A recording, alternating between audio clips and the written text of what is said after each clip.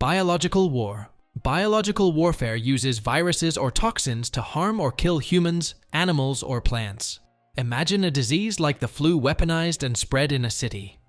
These diseases can spread quickly, causing nationwide panic and overwhelming healthcare systems. The goal is often to weaken the enemy without direct confrontation.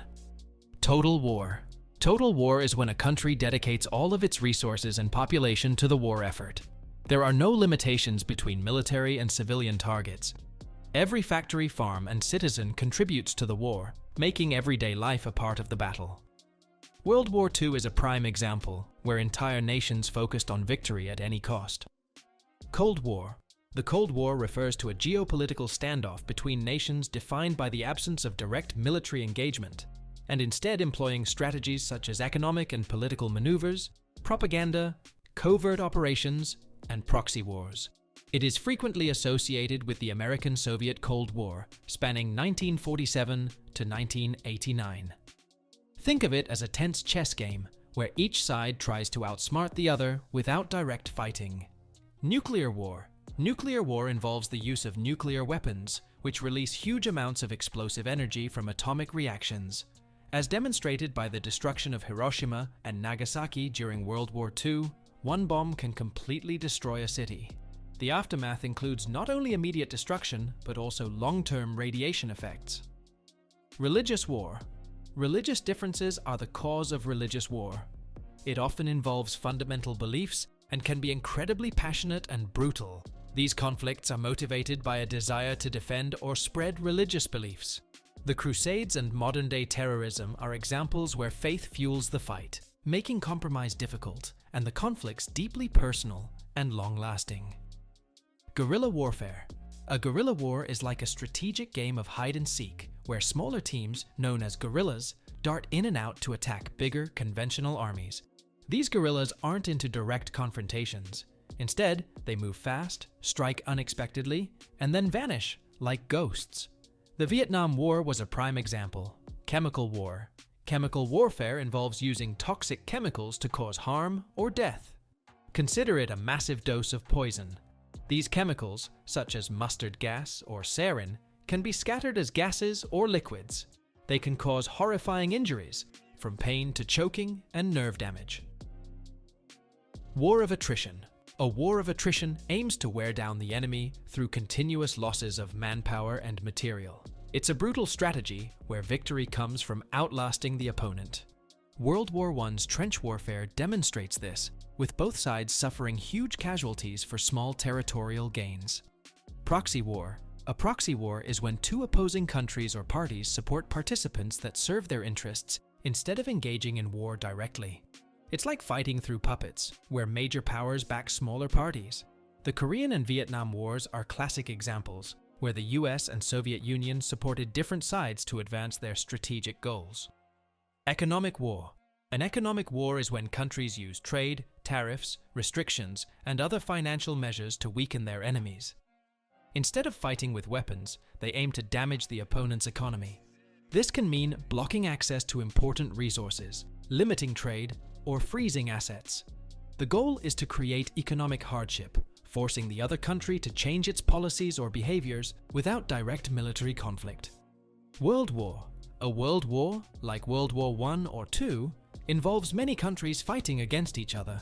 It's like a big fight involving almost the whole world. These wars are huge, with millions of soldiers and civilians caught up in the fighting. They often start because of disagreements between powerful countries over things like territory, resources, or beliefs. Psychological war.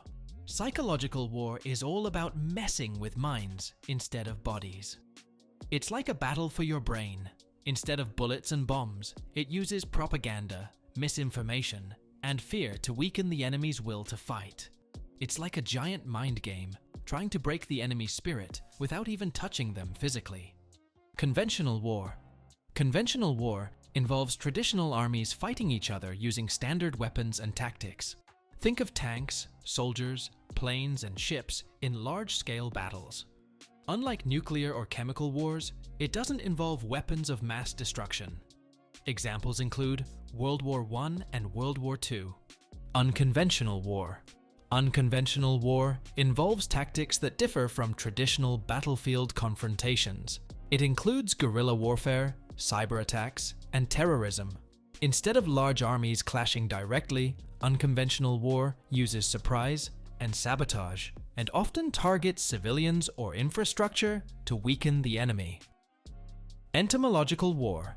Entomological warfare involves using insects as weapons. These insects might spread diseases, damage crops, or cause direct harm. Imagine releasing mosquitoes carrying a deadly virus into an enemy area. This type of warfare aims to harm societies and economies by using nature's tiniest creatures.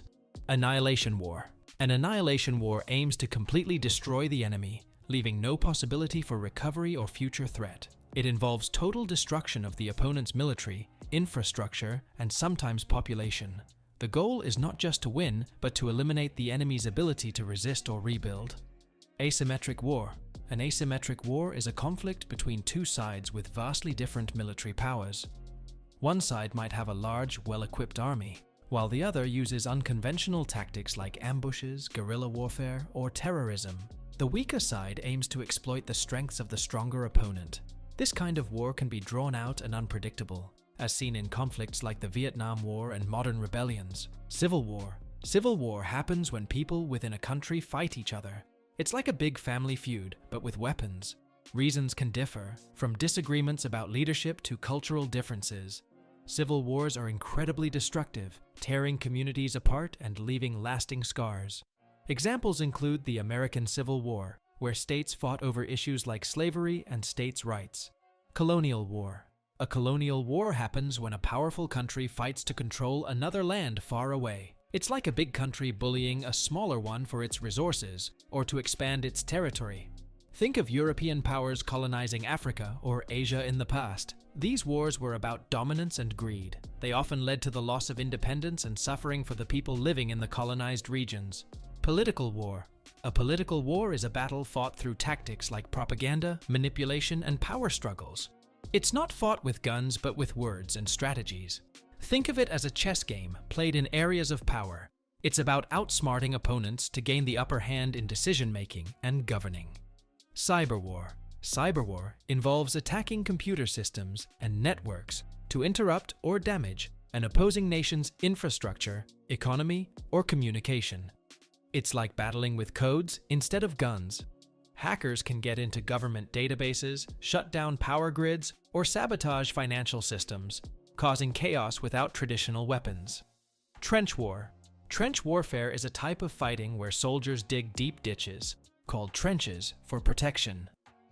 These trenches stretch for miles and form a front line. Soldiers hide in them to avoid enemy fire. It was common during World War I, where troops on both sides dug in for months or even years, achieving small victories at great expense. Make sure to like and subscribe, and don't forget to let us know in the comments what the next video should be about. See you next time.